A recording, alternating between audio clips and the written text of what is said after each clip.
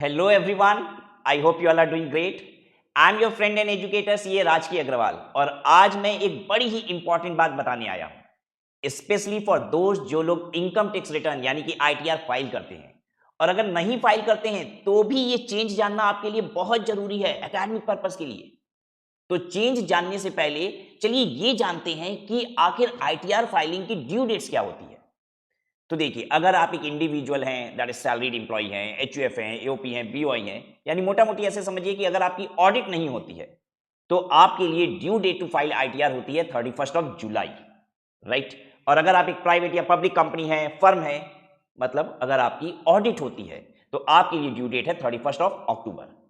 अच्छा, अब मान लीजिए किसी भी रीजन से आपसे ये डेट मिस हो जाती है, आप आईटीआर फाइल नहीं कर पाते हो इस डेट तक, तब क्या होगा? इन दैट केस आपको बिलेटेड रिटर्न का ऑप्शन मिलता था विच वॉज 31 दिसंबर। मतलब 31 जुलाई या 31 अक्टूबर की डेट मिस हो गई तो आप 31 दिसंबर तक बिलेटेड रिटर्न फाइल कर लेते थे।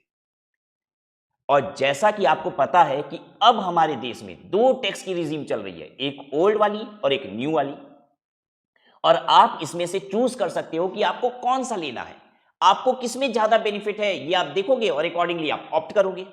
मगर from the financial year 23-24 new tax regime he default tax regime बन गई है।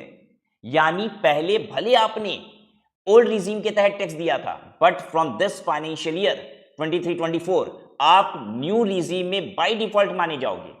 और आईटीआर भरते समय इस बात का आपको ध्यान रखना है।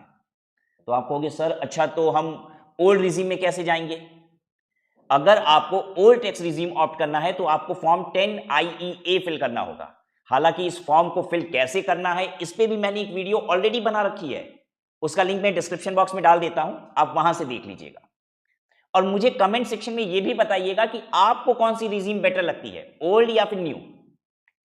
अच्छा, अभी तक तो वो बात हुई नहीं जिसके लिए ये वीडियो बनाई जा रही है, तो रुकिए, ये चेंज नहीं था जो अभी तक मैंने डिस्कस किया, चेंज तो अब बताने जा रहा हूं आपको। तो देखिए, चेंज ड्यू डेट में है और आपको वो चेंज न्यू फाइनेंशियल ईयर से ही देखने को मिल जाएगा। There will be no belated return for the old tax regime. अब ओल्ड टैक्स रिजीम में बिलेटेड रिटर्न फाइल करने वाला ऑप्शन खत्म हो गया।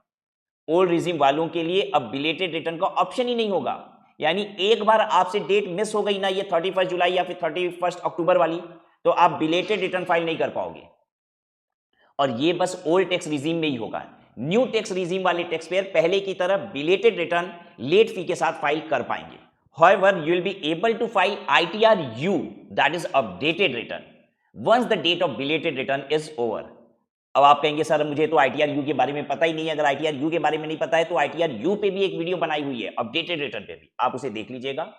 लेकिन ये सब हम जानते हैं कि ITR-U में कितने झमेले हैं। आपको पेनाल्टी देनी पड़ती है, काफी सारी रिस्ट्रिक्शन होती है और साथ ही आप रिफंड क्लेम नहीं कर सकते हो वहां पे। एक्चुअली ITR-U तो बनाया गया है कि आप डर के ज्यादा बड़े अमाउंट की रिटर्न फाइल करो या फिर नहीं किए हो तो रिटर्न फाइल करो इन ऑर्डर टू पे टैक्सेस ऑब्वियसली।